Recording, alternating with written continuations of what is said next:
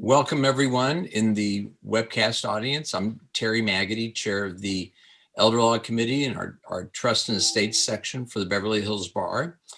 And right before we hear from our sponsors, I just wanted to mention to everyone our next program, so you could put it on your calendars.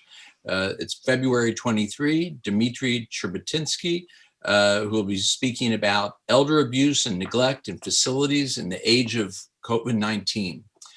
And with that, I'd like to turn the program over to our sponsors who are here with us, and then I'll mention our two additional sponsors. Nancy? Hi, good. Happy New Year, everyone. I'm Nancy Sanborn. I'm with Berkshire Hathaway Home Services, and I've been your loyal sponsor for almost 15 years. And I just want to wish you all a great and healthy, happy 2021. Hope it has a better ending than the beginning. Orit. Hi, everyone. My name is Orit Kadish. I'm the broker and owner of Geffen Real Estate. I hope you're all staying safe during this very unusual and complex period. Know that my team and I are here to support you with all of your real estate needs, both commercial and residential. My 20-plus agent team will provide you with boots on the ground throughout Southern California, from Ventura down to San Diego, while I serve as your single point of contact from the get-go all the way to the close of escrow. We handle cash for keys, which is a voluntary buyout for the occupant, as well as any property renovation needed. We do whatever it takes to maximize the return of each sale. Back to you, Terry. Thank you. And I now would like to thank our other sponsors who are not here personally with us. Marcine Klein from Glen Oaks Escrow. Thank you, Marcine, for being our co-sponsor.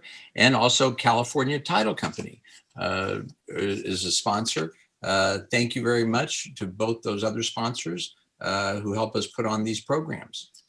And now I'd like to introduce our speakers, Dr. Michael Held and Dana Sales. Dr. Held, you know, you're gonna hear the word visionary in this program. That's a description for things, but there's also a description for someone who is a visionary, who has a history of making visions actually come to reality. And that's Dr. Held. I mean, Dr. Held has been like a leader in the area of helping people with developmental disabilities for 25 plus years. I've known him personally, been friends for more than 25 years. And primarily, Dr. Held has made that vision come into a reality by being the founder and executive director of EDA, which you'll hear more about shortly. So and Dr. Held is sharing the program with Dana Sales, who I guess 25 seems to be a good number. Dana has 25 plus years as being a leader in the land use industry. Also, what a top-notch outfit. Dana's the founder and the president of 360, full service land use company. And I feel very fortunate that for a cause that, touches me a lot, and maybe a lot of people in the webcast audience right now, people with developmental disabilities, I feel very fortunate that someone with Dana's expertise has also been now committed to this cause in addition to just real estate development. And so I'm going to now turn the program over to our speakers, but I just wanted to mention that I have a court matter at 1:30, not in person, via Zoom. So I'm going to be, the program will cut off, right at 1:30, which is really the end of the program. But I want to emphasize, please, if there are any questions after the program, any comments, any communications, please send emails, contact Dr. Held and Dana directly with the contact information that's going to be up on the screen. We may be able to get to some questions in the next 55 minutes, but if not, please contact them directly. And with that, I'm going to turn the matter over to our speakers to talk about just unique really doesn't do it justice, but I'll let the speakers explain more. Dr. Held? Well, thank you so much, Terry. What a beautiful introduction. And thank you to the Beverly Hills Bar Association for hosting us. You know what it's like when two friends get together and they haven't seen each other in a long time and they want to talk about their children? Well, they could go on forever. The project we're going to talk about today is kind of a child to those of us who've been so closely involved. And our challenge is to be concise and focused and share with you the salient aspects of this revolutionary project that we're hoping will be of interest to you who are participating in this webcast and to the community at large.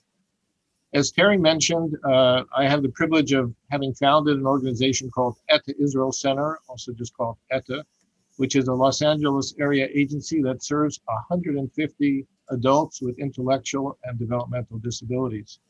We do it with housing, jobs, social programs, advocacy, and most of all these programs kind of wrap around and weave together to create a feeling of community, to counteract the loneliness that can be so common among adults who have special needs. And ETA Israel Center, or ETA, has served as the catalyst, is serving as the catalyst for the creation of a new nonprofit called Cornerstone Housing for Adults with Disabilities, for which I serve as an advisor. Cornerstone is a nonprofit, and our first project is The Village, which is pictured on your screen here. Joining me today, as Terry mentioned, is Dana Sales, our planning and land use consultant, who brings more than 2 decades of experience. And boy, have we needed that experience to move this project forward. Together, we're going to share with you what it takes to create The Village, a new housing model for disability inclusion and community building. Now, let me kind of put this in some context for our webcast audience. When I started in my career several decades ago, not many people knew what a developmental disability was. Many people could identify a person with Down syndrome or maybe cerebral palsy or some type of what was referred to as a mental retardation, but that was about it. And obviously it's been the emergence of autism that has so greatly changed awareness because of the great number of people who have some form of autism. I'm sure that nearly everyone on this webcast knows or has a family member, a friend, an acquaintance who has autism or another developmental disability. And certainly our media today, in all formats, whether it's movies or TV shows or magazines, has made us very much aware of this. This population, so-called the population with special needs, or what we prefer to call a population that is neurodiverse, has come of age and now forms a recognizable community of adults in need of housing support. Now it's interesting, and I'll elaborate a little bit at this point because I think it's relevant, that there is a federal mandate that regulates the lifeline, or rather the pipeline of funding for this population. It's sourced from the Center for Medicare and Medicaid, CMS, and they've issued new guidelines and new regulations that will be effective by 2023. The meaning of these new regs is that all funding sources that derive from Center for Medicaid and Medicare services, all funding for adults and children with developmental disabilities, will now need to be in compliance with this new set of regs. And what's essential about these new regs?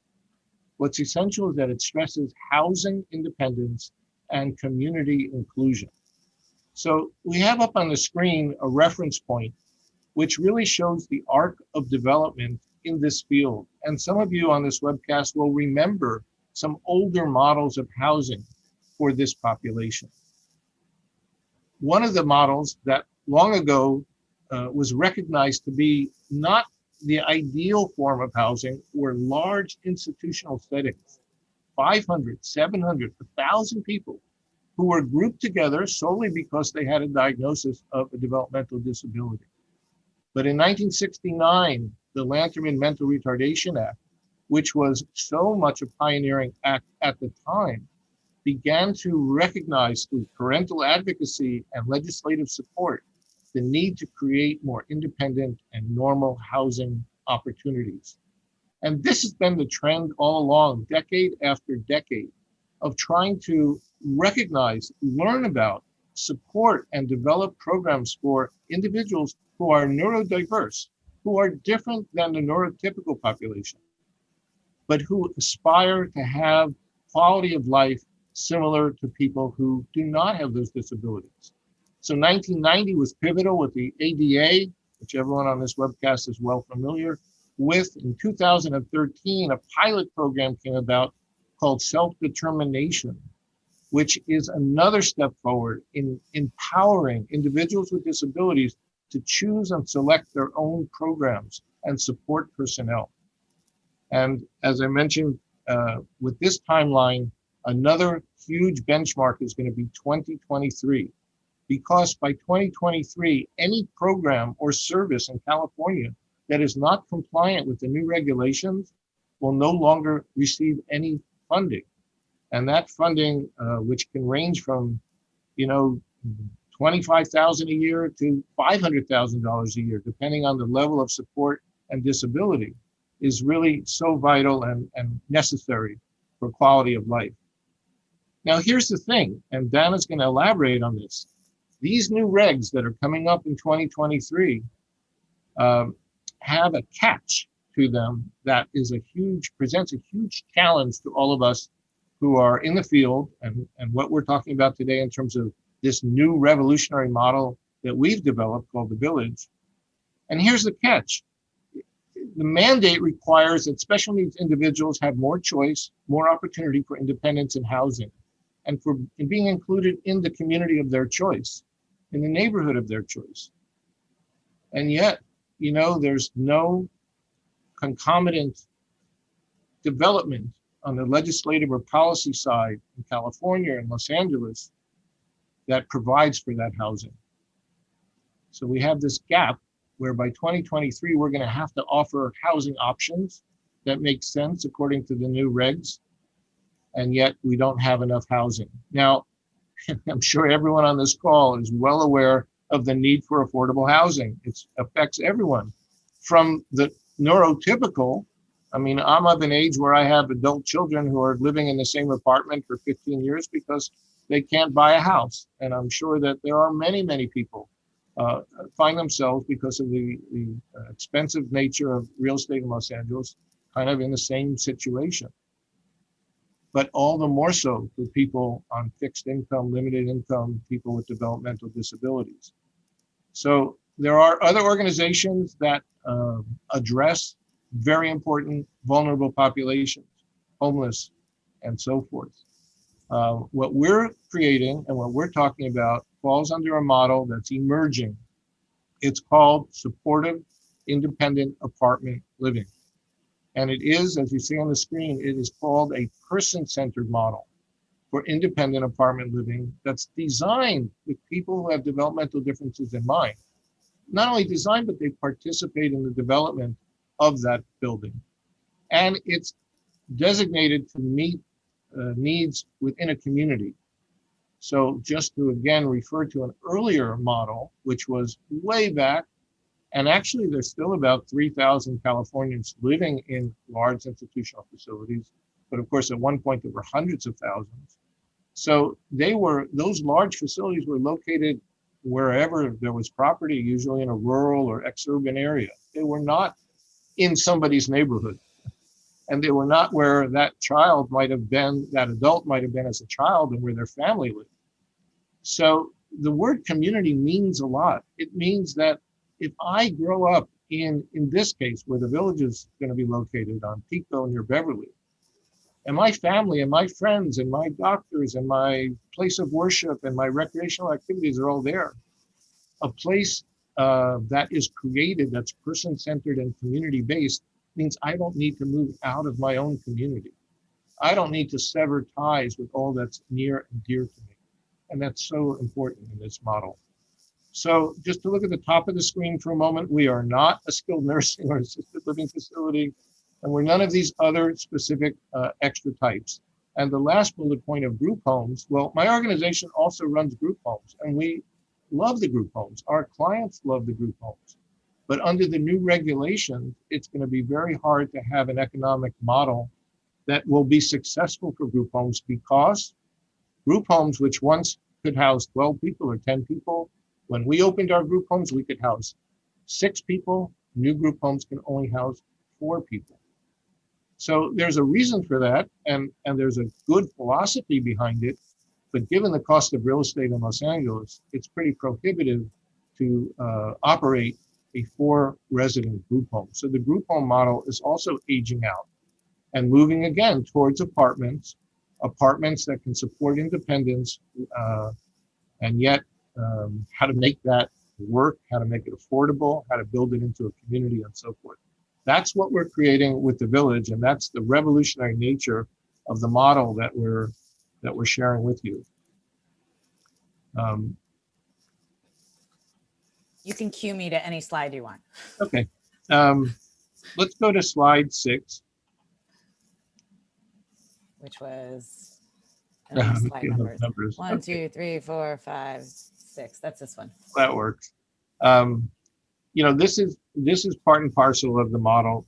The building that we're creating is a mixed-use building, has retail on the ground floor, so that individuals who are in the neighborhood will come and be part of the building, interact with residents. It's not exclusive. I mean, there'll be security arrangements, as most buildings would have. But the intention is that people who live in the neighborhood will be part of activities there. People who live in the building will go out to the neighborhood and be part of activities there. And as we, kind of put these sound bites up here, imagine visiting a friend with disabilities and wishing you lived in their building because it's cutting edge. It's so nice. Or imagine you have a brother or a sister with an intellectual or cognitive disability, and you want to just meet up and go for a walk or go do something together, post-COVID, of course. And these types of things, we fill in a gap in current housing options by building a community that welcomes self-determination and integrates people with disabilities at the heart of the community, bringing people together. In our lingo, it's neurotypical and neurodiverse, sharing and living together. Here we have a rendering of the building. Dana's going to go through it a little bit more extensively, but there'll be a lot of enrichment in the building. As I said, the ground floor is mixed use. The second floor is really intended, it has a wide range of amenities, including dining, coffee bar, a lounge, but it's not just intended exclusively for residents. It's intended to, again, encourage, invite, and create opportunities for members of the community to be brought in, family members to come in, have celebrations, activities, and basically to share a life together. Tremendous counterpoint to the general experience of loneliness that so many people with developmental disabilities experience. And key words or buzzwords that we emphasize and that are so meaningful to all of us working on this project: autonomy, choice, life skills support, and opportunities to grow as a person, to develop. And I think we have one more slide. The folks putting this together, we couldn't help but use the cliche. I hope you'll forgive us. It takes a village to build a village, but it's true. So the parent organization here is the Cornerstone Housing for Adults with Disabilities. It's a nonprofit organization. We brought together a team of very committed, dedicated, experienced folks like those of you on this webcast. And of course, we're hoping that when we're ready to do more of this project and subsequent projects, that some of you might be interested to participate. This is trailblazing work. It's going to change the landscape of how communities decide to best serve adults with autism and other developmental disabilities. We've already received numerous requests for explanation of this model by other communities and other cities and other states. And it really is taking dozens of individuals who are participating both by financial contribution as well as by sharing their expertise to create this beautiful and exciting project. So now I'd like to turn things over to Dana, who's going to kind of walk you through a lot of the details that I think a lot of you are quite interested in. Thank you. Thank you, Dr. Held. I have the honors of running the PowerPoint as well as talking to you, so I'm going to do my best to stay focused. But I'm really honored to be here today. Just as a little bit of background, this project was presented to me about 2 years ago as this revolutionary idea of doing a building and a brand new housing building specifically for the independent, developmentally and disabled community, which I think for people that know me and my office know that we love to take on challenges and we love to figure out how to make things happen when there is no mechanism for them. This is the first 100% IDD building in the city to be proposed. And so we're legitimately trailblazing on a lot of fronts to try and get this to happen. So I'm going to take you through just through the project, which is very unique and very different in and of itself from a traditional apartment building, and then talk about kind of what it's taken for us to get it done and what we're going through so that collectively as a community, we can figure out how to enable housing in a better way for the next 2 years, as Dr. Held said, as the legislation is going to require that these housing models change. But frankly, local legislation and policy hasn't caught up to enable this to happen in a reasonable manner, given the life cycle of what it takes to get new housing built. So we'll take you through some logistics. This is on Pico Boulevard in the middle of Pico-Robertson at the corner of Glenville and Pico. It is in the heart of the community, which is important. Many of the future residents are already living at home with parents or in smaller group homes in this community. They live and work at various businesses on Pico.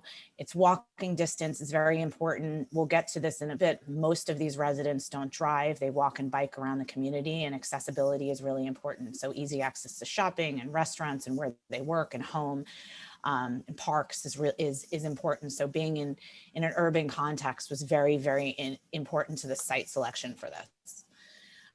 From a technical standpoint, for those of you that know zoning, it's 3 parcels. It currently has commercial uses on the property.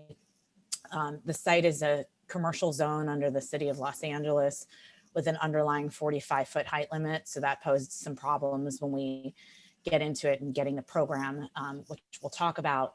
The site is a little under 16,000 square feet. So it's only about 1/3 of an acre, which is in Los Angeles, a lot of land, but not a lot of land to do a lot of program.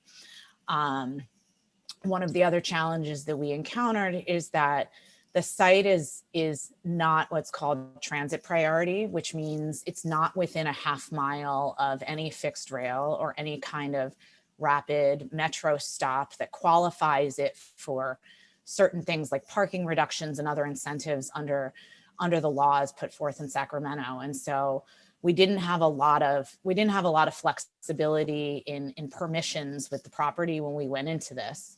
But we went into this saying, we're going to build a need-based project and design it, and then we're going to go entitle around it and get approvals accordingly to make this happen, because we didn't have underlying kind of land use controls with unlimited height and a larger site and something that was closer to transit to allow this to happen. We're going to talk to you today. The project itself is a 64-unit building. It's a combination of studio 1s and 2-bedroom units, 8 of which will be restricted as very low income units and regulated by the housing department as affordable units for 55 years, which we'll also talk about a little bit at the end. The building itself is 7 stories. It's really 6 stories plus a roof deck. That consists of a ground floor commercial space that's about 9,500 square feet that we're envisioning for food and ideally some sort of kosher food hall.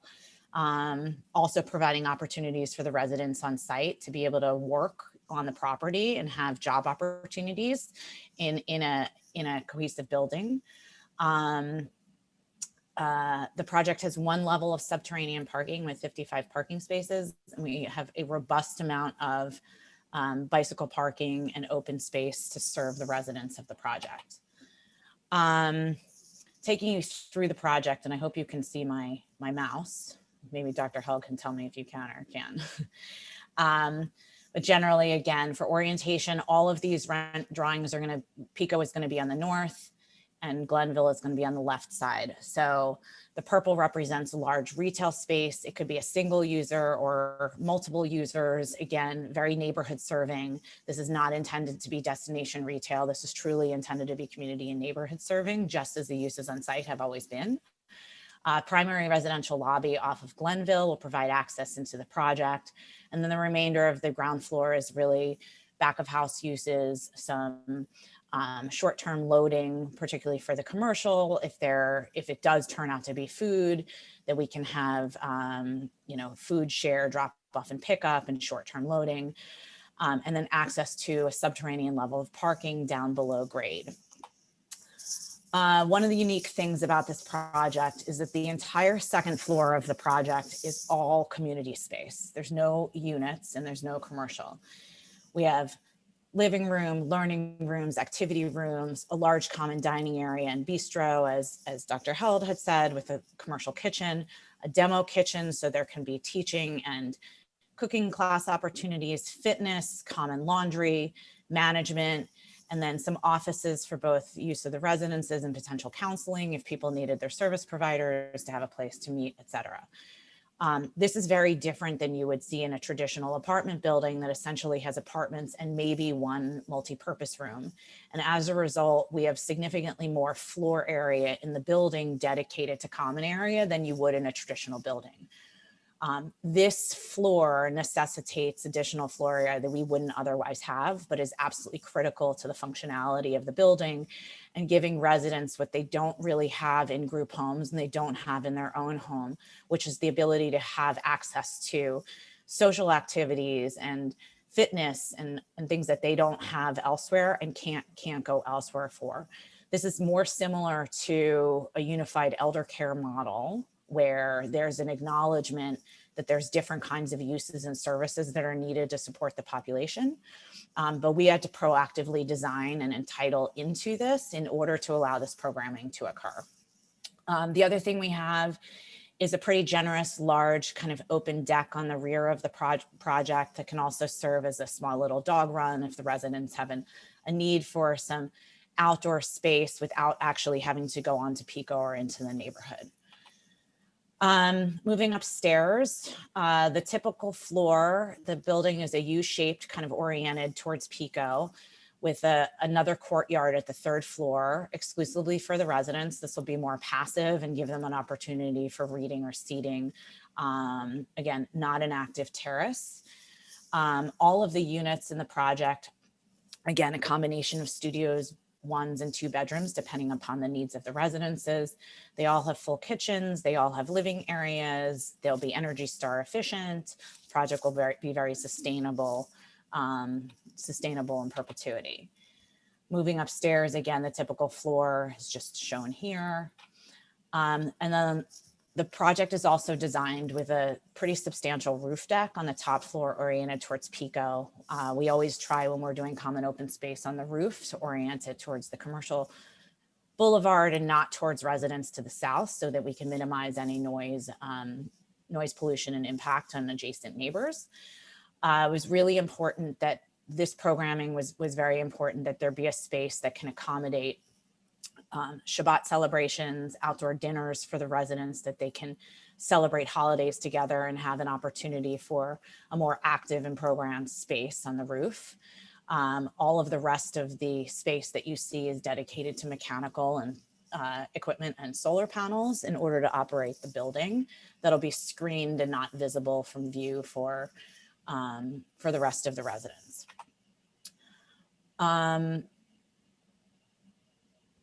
Going back to where we started with this, the project itself and the population meet the needs of what's called, special needs housing under the government code and the health and safety code, which says that they have to have some kind of either mental health disability, a physical disability, a developmental disability, and receive certain kinds of funding.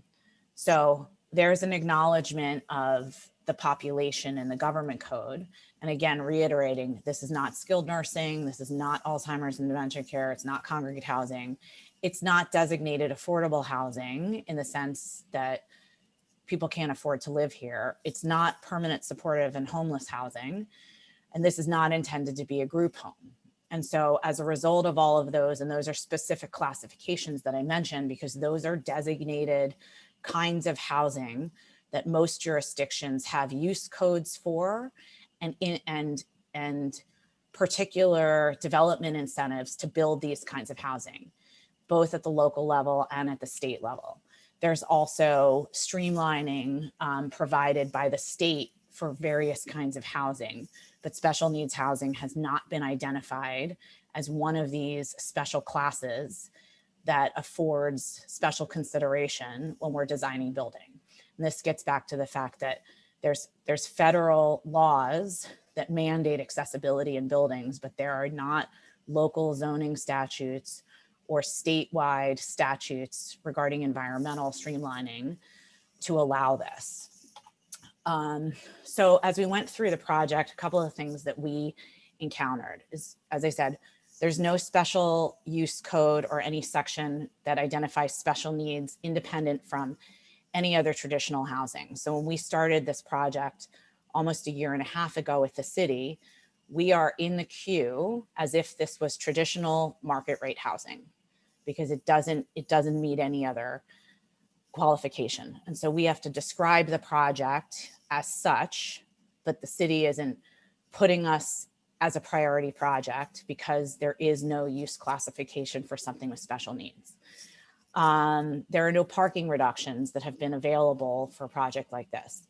Affordable housing, supportive housing, senior housing, and all kinds of special needs housing have all kinds of permissions for reduced parking considerations for either, physical inability to drive cars or demand, or the financial cost that it means to a project to provide that parking in order to enable the production of the housing over the production of parking. And that's both at the local and the state level. There was one update to the density bonus law that just came out that has a provision for parking reductions for special needs population, but only if the project is 100% affordable. And so we don't meet that criteria. And therefore, as we went into our project, we have to entitle reduced parking because most of the residents, as we stated, won't have cars or don't have the physical ability to drive cars or don't legally have driver's licenses by the state. And so luckily there's been a very positive response to acknowledging the real demand. And so we're parking the project to accommodate the demand for the commercial component of the project and guests and visitors, but not as traditional housing where every unit gets a parking space. One of the other things that we are encountering that makes this challenging is that we're utilizing the density bonus ordinance because it was the only mechanism that we had to try and get the density and some of the other development incentives for floor area and height that we need to accommodate the project. However, that means that we have 8 units that will be restricted as very low income units, which is not an issue for the population, but under fair housing laws, the housing department cannot direct those units to the targeted population because there's no covenant mechanism to make this a special purpose building. And so one of the things that we're independently reconciling right now with the housing department and the city attorney's office are trying to figure out how we can covenant the building so that Cornerstone can populate the building with like-minded and individuals with similar abilities and not have the general population mixed in here, which might pose operational concerns. There's mechanisms to have 100% senior building or to have transitional youth housing and to have veterans housing, but there doesn't seem to be mechanisms built into the codes to allow for 100% accessible project with an independent development of disabled population. So we're kind of pioneering those discussions as well with the city to try and allow for some more flexibility in the modeling. And as I said, as a result of all of this, we didn't have any development incentives available to us for increased density or floor area or height or other kinds of reductions. And we have to ask and entitle all of this. The other thing that this didn't permit is the ability to have a flexible housing type, where some of the units might be more qualified as a guest room or an efficiency unit without a full kitchen for those individuals who may not be able to cook, or where having operable appliances might pose a safety issue. And so these are all being outfitted as a full apartments, which is amazing, but there was no flexibility for us to have a mix of unit types should they want it. And as I said earlier as well, as a result of all of this, there's also no legislation that's come down from the state to allow for streamlining under the California Environmental Quality Act. So this project has had to do technical studies in terms of traffic and air quality and noise and historic resources to justify that we don't have any impact on the project. And if we were a 100% affordable project or a permanent supportive housing project or some other kind of senior housing project, we would be statutorily exempt from having to do all that. That's all added significant cost and time onto the project as well.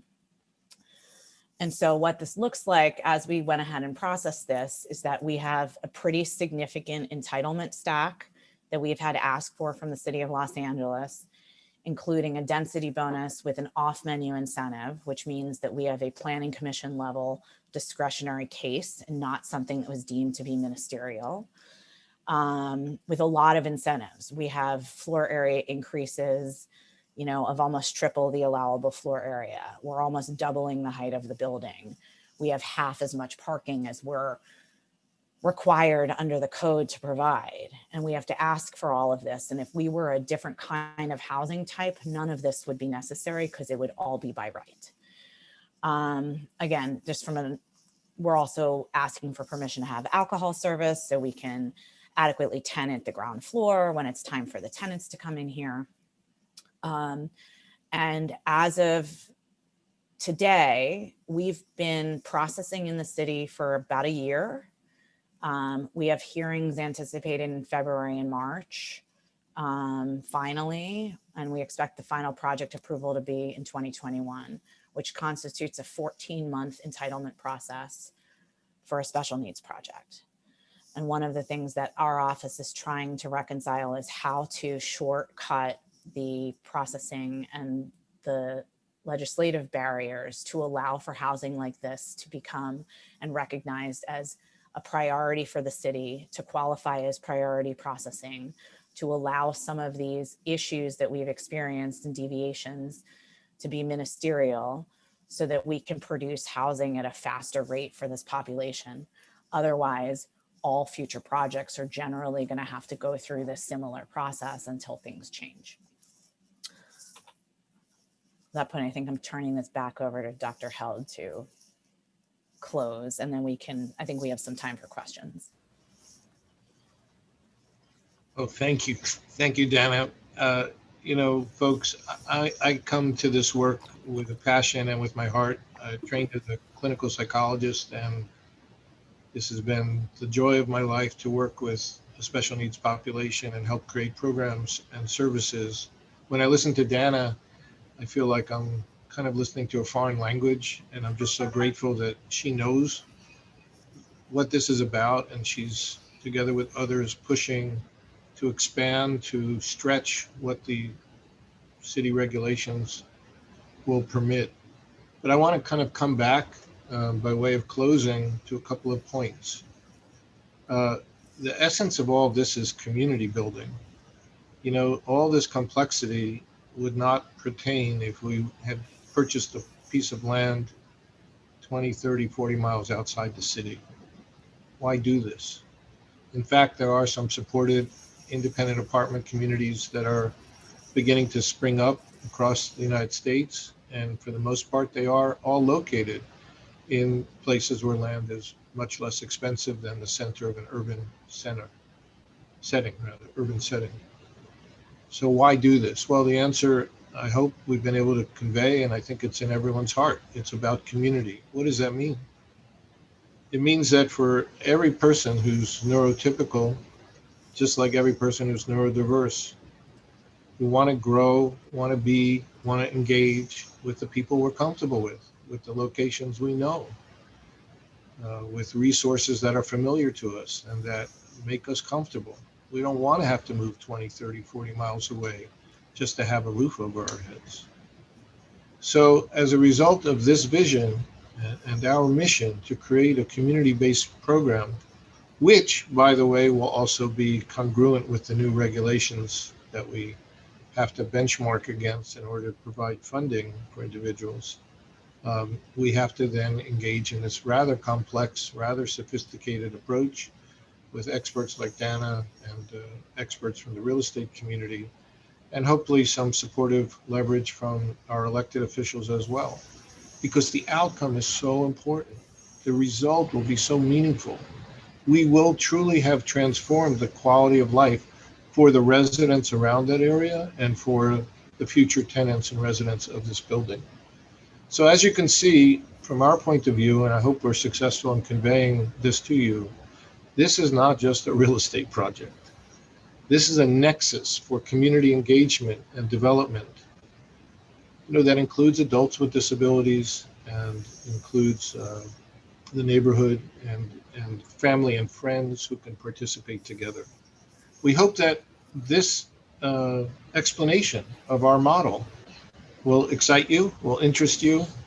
We encourage you to join with us so that together we can create capacity for this population. And as I said earlier, we know there are many populations that are sorely in need of specialized housing, but this is the one that we concentrate on. We think it has tremendous benefit, not only for the individuals who will live in the village, but for the community around it, and as an inspiration for the larger communities throughout our state and our country.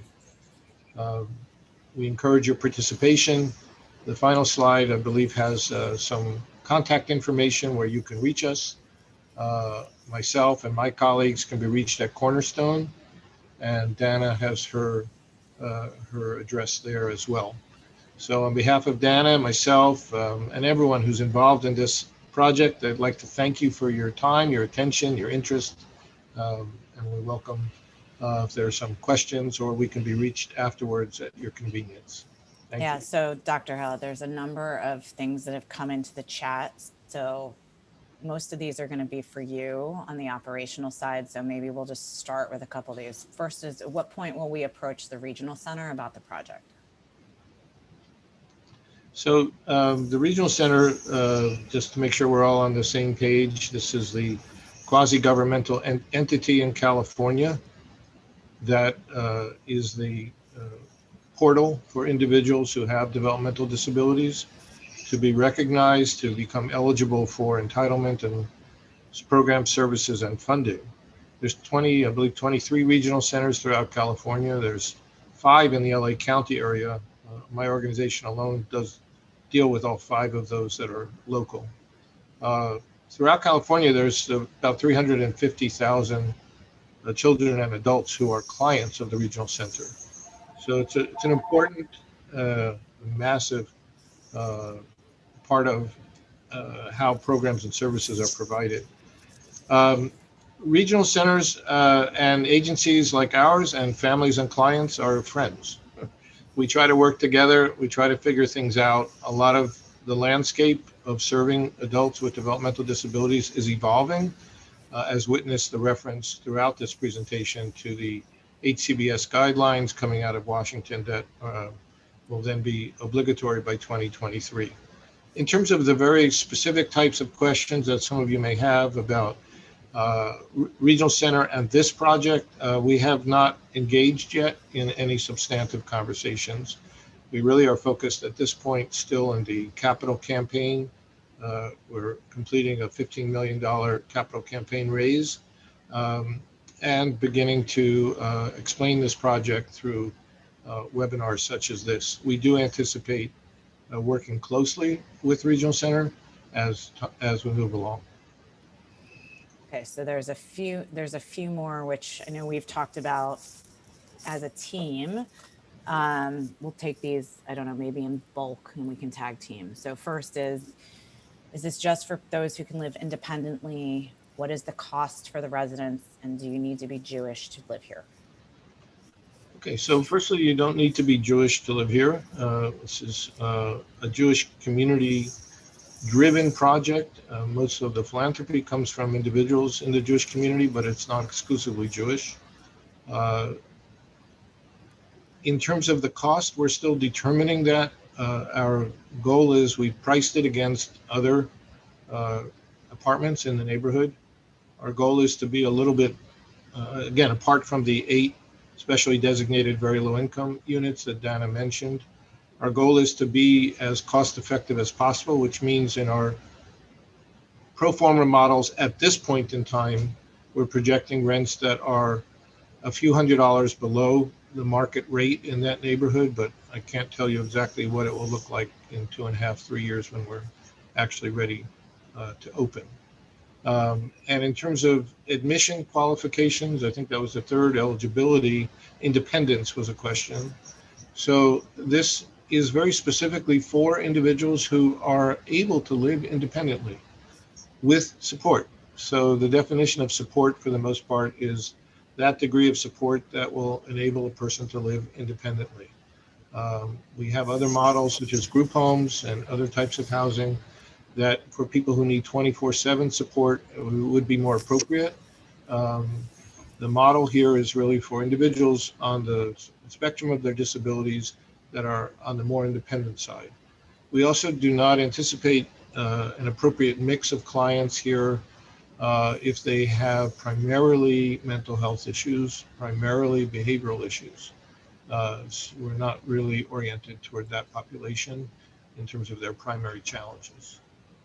Dana, do you want to add something to that?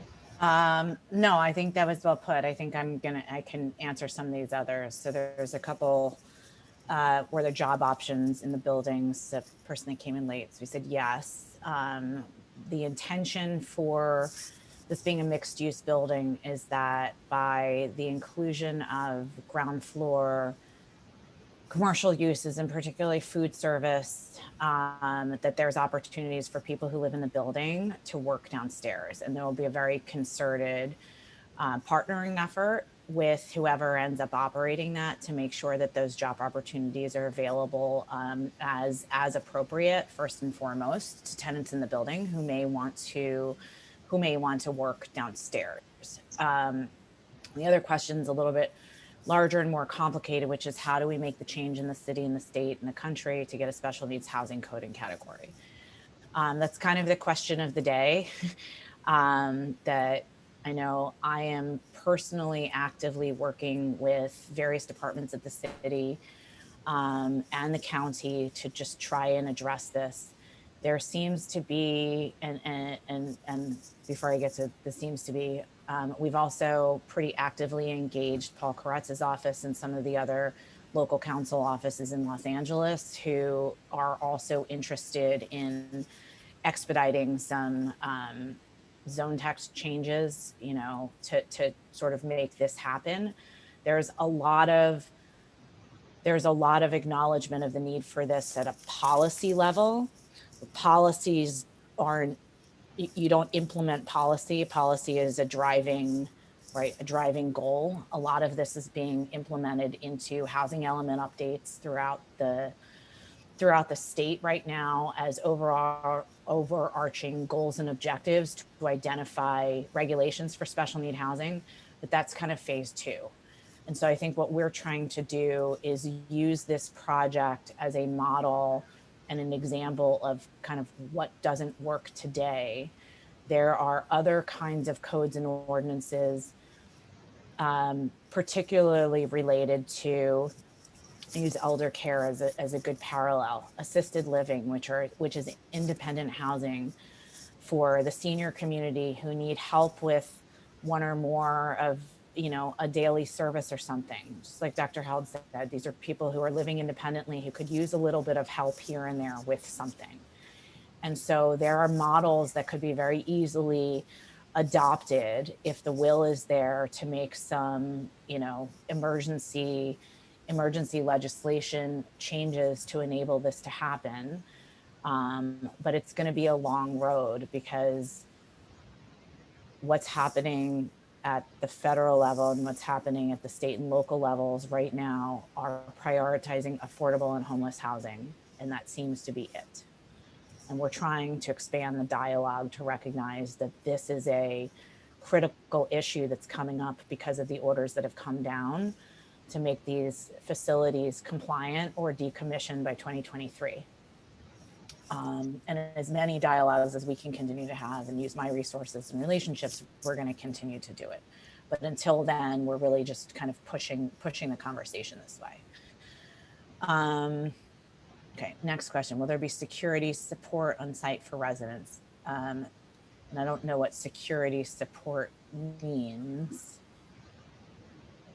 other than saying the building will be secured and the tenants will have support. I don't know if that means anything to you, Dr. Held. I don't know exactly what the questioner is asking, but I know that everybody, is there 24/7 security on site? I mean, it's a lot. Yes, the answer is yes. Yes. Everyone's concerned about security. Well, security in the building will have on-site management. There will be bodies on site at all times. From building managers to a resident manager. Just like any other apartment building. I mean, I think that and I forget what the number is, but the law requires any apartment building over 16 or 20 units to have on-site management anyway. But the building is a new building, unlike existing buildings, will be fully secured. Secured key card access, latest technology. And one thing I failed to mention in my presentation, right, on top of the fact that it's taken us 14 months to go through this process, and Dr. Held mentioned that they're in a capital campaign, we still have to go through plan check at the city, acknowledging that there's no streamlining available to us at Building and Safety to expedite these permits because it doesn't fall into one of those categories.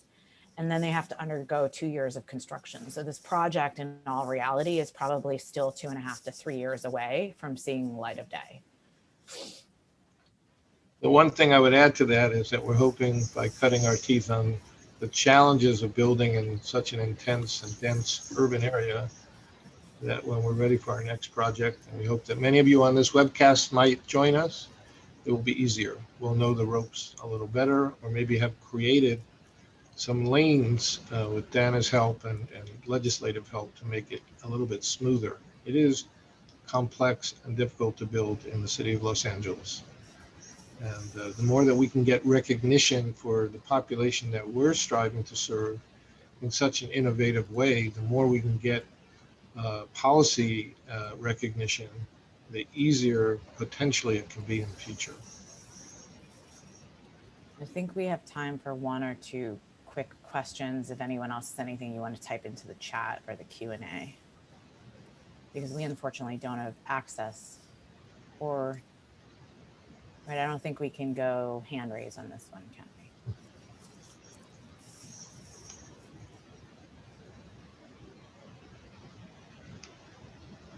And Terry, I'm not seeing additional questions, so that might be a great transition back to you. Yeah, it's a good segue. A good segue to say thank you, because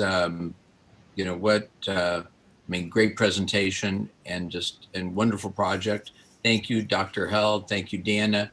And you know what I would like? I would love to have some team members back here again when there's a groundbreaking. So that will be quite a celebration, after, I know there's a long road ahead before you even get that far, but Well, groundbreaking and grand opening. So groundbreaking. Right. That's another one. That's Right. another one. There'll be groundbreaking, ground opening. Anyway, fantastic presentation. Very much appreciated. I want to encourage everybody that's participating now. If you do have questions you think of afterwards, comments, contact Dr. Held, Cornerstone, Deanna, and we appreciate all of you attending. See you at the next program.